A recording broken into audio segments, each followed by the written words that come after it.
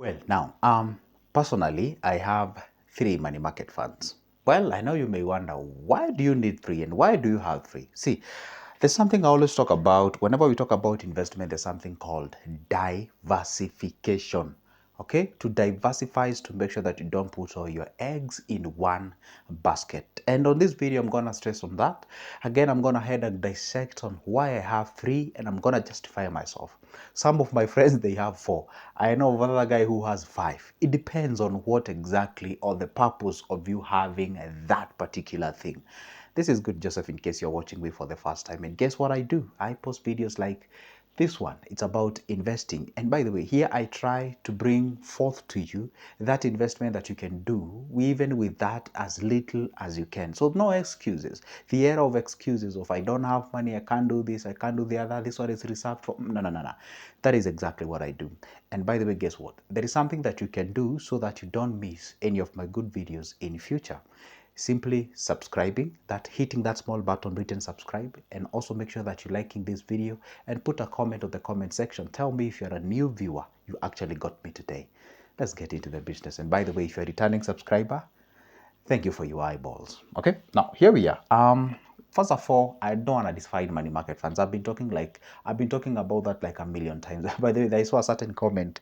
Somebody said, "Hey Joseph, you talk a lot about money market fund. How about you talk about different things?" Of course, I will talk about different things. By the way, I'll major on balance fund, equity fund, bond fund, index funds. I'm gonna talk much about those things as far as the investments are concerned, okay, and even normal businesses. Now, first of all, let's talk about this. So MMF, why do I have three? First of all, for me, for those who have been with me for quite a long time, I have never been employed by anybody since I graduated. It's not my wish, really. Okay, it's by God's plan, but the reality is, well, after graduating, I never got any job. So I just learned on how to survive by myself. So first of all, I have one money market fund that is actually, I define it as a long-term investment, long-term investment. Okay, long-term investment. Then I have a second one, which one is a moderate or medium-term investment, and then I have obviously the third one, which is a short-term investment. Okay, short-term investment, or short-term goal, long-term goal, and moderate goal, however you're gonna actually name them. So that is exactly how or what I have as far as the investments are concerned. I don't know what's happening with my pen. Now there we are. Now for the long-term investment, this one is which plays what we call my pension. This is my pension, okay? This is my pension, because just like I've told you, I'm not employed. So I'm not looking forward one day the government will give me, I don't know, pension somewhere, retirement benefits, I don't know what and what have you. So for me is that I create by myself. I have to look forward to having that. You know what? Some people do say, and of which somehow I do agree with them, that real estate is one of the best, or the best area, depends on who you ask, as far as the retirement is concerned. But again, you see, real estate, it's a capital intensive engagement. That means it requires a lot of cash for you to actually do that particular project. But if you do not have that particular project, especially say you are young, it's the time that you're building your base and what have you, you can first of all start with the soft asset. Once you create a good portfolio of soft asset that are throwing in good cash and overall accumulated a good of a substantial amount of money, then you can transition, or not even really transition per se, but you can as well acquire the real estate apartments and what have you as the time goes by. So for my case, for the long-term purposes and the pension purposes, one day I'm looking forward to retiring by God's grace. All these are my own plans. I don't know what God has planned for me. Probably next month I will be the CS or the cabinet secretary. Who knows? Anyway, the point is, before that comes, of course, I have to be doing something. So the issue is the long-term one goes for the pension. That is the money that I'm looking forward into investing. That is for me to get up into getting something called the cash flow during those times when, of course, I'm old, don't have the energy and what have you. Okay, again, by God's grace. Okay, now that is for long term. Now, we go to the second one. The second money market fund that I usually have it, which is moderate one. This is where we put what we call, this is not where, it's where I, Joseph, put what we call the sinking fund, okay? Sinking fund is that money that you anticipate a need that will arise. See, sinking fund is when you set aside a certain amount of money and this money, will be needed at the particular time, because let's say maybe perhaps I want to buy a parcel of land. Let's say maybe perhaps I want to get myself in the real estate. Let's say perhaps I'm looking forward, say next year, I need some cash because I want to purchase, let's say, a car or something, or maybe you want to, you get what I'm saying? Like you anticipate, you already know a need will arise, for that. And I love giving examples with a pregnant wife. So you already know after 9 months time, of course, you'll need some cash, you'll need some upkeep and what have you, diapers and what have you. So you can set aside that amount of money and actually channel it towards a sinking fund, because you already know a need will arise. Are we together? So that particular moderate money market fund is where I put that sinking fund. And again, I have to stress on this.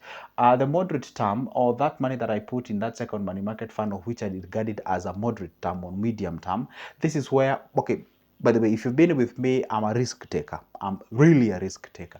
I love taking risk. Of course, a calculated one, but I'm this kind of a guy. Yes, I will mix up with this investment that I talk about, but I still go a step further to actually identify another opportunity and grab it as fast as I can.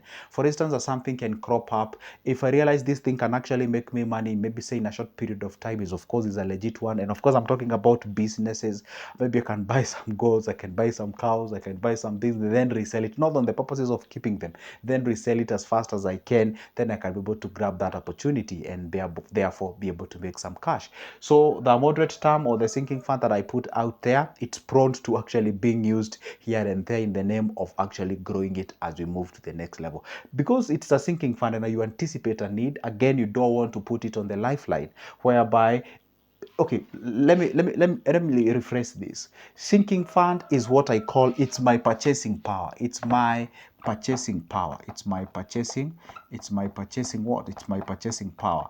What does it mean? It's that power that I have if an opportunity arises, my ability to purchase that particular thing. And if you ask me, I would say it is good to work on your purchasing power, because the bigger power you have, of course, the bigger opportunity you can grab, and of course that means the bigger money you can make. Well, of course, you have to understand that you have to really put into consideration about things to do with like calculation. You can't just take any risk anyhow. Again, you may not be like me, you may not be prone to taking risks and what have you. So if you're not that kind of an individual, then you can as well try to subdivide this money again and say, hey, if I have, say, an X amount of money in a sinking fund or in that moderate term, then say 20% of it is actually subjected to any risky affair on an opportunity that I get out there. So when you have that clear definition of what percentage goes towards a risk take, then that way would be great one. So now we go to the short term. So short term, obviously, this is where I put my emergency fund. This is where I put my emergency fund. Almost that money that I sort of tend to use, or I can use it day-to-day running activities and what have you. Listen, and I want you to get this point very, very correctly. Now, on the sinking fund, I said this is where I have my purchasing power. This way I can grab something. This way I can buy something. And again, I cannot engage in such kind of an affair if I do not have the cushion of protection. I don't have that protective layer, whereby it's my emergency fund. An emergency fund mostly caters for basic things, the food, the shelter, caters for these things that runs our basic needs, like the utilities, like of the water, electricity, transport here and there. Like that what runs you as a human being. Of course, you don't want to put that into the lifeline. So you really need to make sure that at least that particular area is actually protected. By the time now you're taking that risk out there, by the time now you're going to purchase that thing, you already have at the back of your head, you have this what we call sort of a mentality of settlement. Because you know what, just in case a BS happens, of course, that's not what we pray. That's not the mentality we engage on when we go to invest. But you're just saying, you know what, just in case a BS happen, I do have a protective layer whereby I know my normal things would be affected. And by the way, if you ask me, and of course probably if you ask any other financial advisor out there, or if you ask they don't have to be a financial advisor per se. I would say if you ask, say, an investor, somebody who is good at this investment, if you ask them, they'll tell you, do not ever get into an investment if you do not have an emergency fund, if you do not have whatever you're gonna call it, if you do not have some money you've set aside for the purposes of catering of a thing that can actually arise without you anticipating. See, emergency fund is the money you set aside because you do not know what will happen. You do not how can I say it? Like, you're not knowing, like, hey, you know what? I'm gonna get emergency next week on Friday. No, you don't know that. The emergency fund, you just put it there just in case something happens. Yes, I know, and I'm a believer. God is the one who is in control of our life. But I always tell people, control the controllables. There are things, there are URLs, there are, there are URLs somewhere, and they are gold roll. You really need to make sure that what do you put out there. So basically, those are the three things. Now, this is the point. Whenever it comes to savings, I'm going to give you one trick that I usually use. How do I divide that money that I'm saving per month towards those three accounts? This is how I divide it. Okay, and I'm gonna use an hypothesis. I ain't gonna tell you exactly how much I save, but I'm gonna use a hypothesis. Okay, let me use a hypothesis of only 10,000. Okay, I did not say I saved 10,000, and I'm using a hypothesis of 10,000. You can translate it to your own money. Let's say hypothetically I save 10,000 per month. Now, what happens is that one of the biggest mistakes that people do when you're saving is that you take out of the 10,000 that is savable or what to save, you take like, say, you take like 6,000, okay?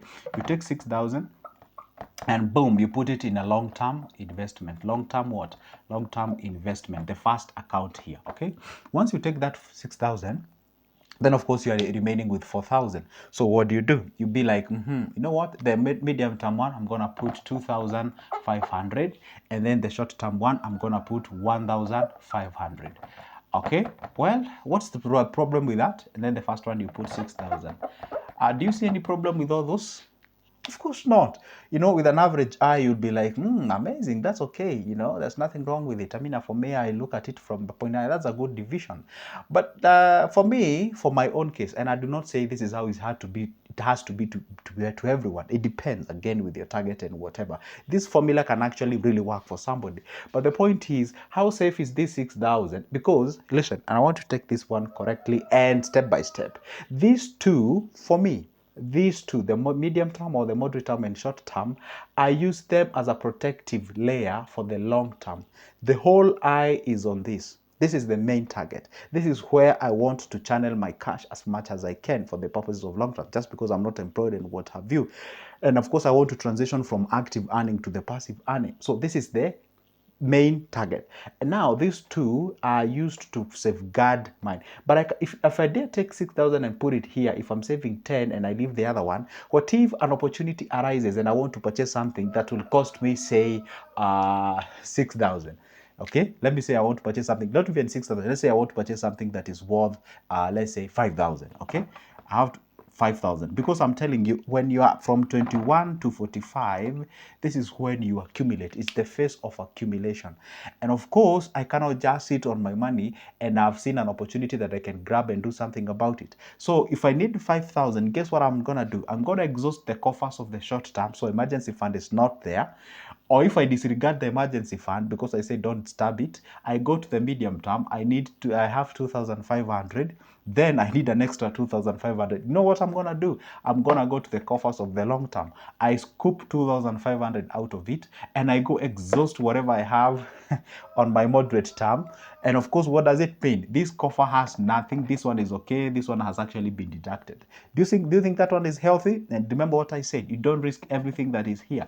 Or maybe sometimes you can risk, but be a little bit cautious on what you're doing. Now, look at what I'm saying here. I do not think this one is a good formula to save. Wherever you're putting the long term, I would prefer you better put, there's something called oversaving. You're not real to yourself. You oversave. And when you oversave, have you ever been in a situation whereby you buy yourself a piggy bank? Do you know what is a piggy bank? A piggy bank is that a small thing that you usually buy somewhere. Putting in your house, put it there, and then you'll be putting some coins there or notes or whatever the thing that you have. And then all of a sudden you're broke. You take an axe, you smash it, and you get the money out of it.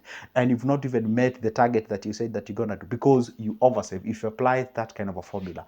If you ask me, and exactly what I do, in that case, I would prefer putting my savings here. As far as the long term is concerned, I would rather put my sure 2,500.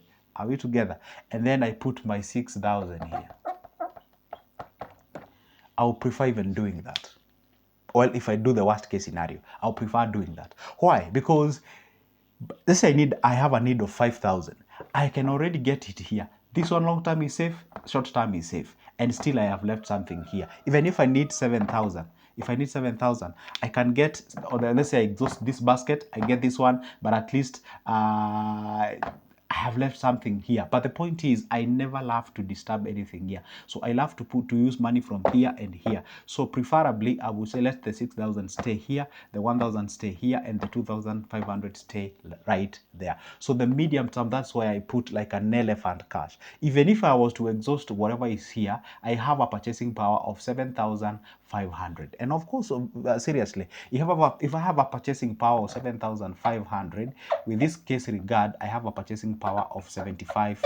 75% purchasing power, there's nothing wrong. So if you get off 20% of 75%, if you get 25% of 7,500, you're left with something there, and then you can be able to get something out of yourself. So that means by the time now you're touching here, unless you need something worth 80,000, of course, with regard to whatever I'm doing here, that is exactly how you do it, and then you'll be able to safeguard that particular thing that you're having as far as the investment is concerned.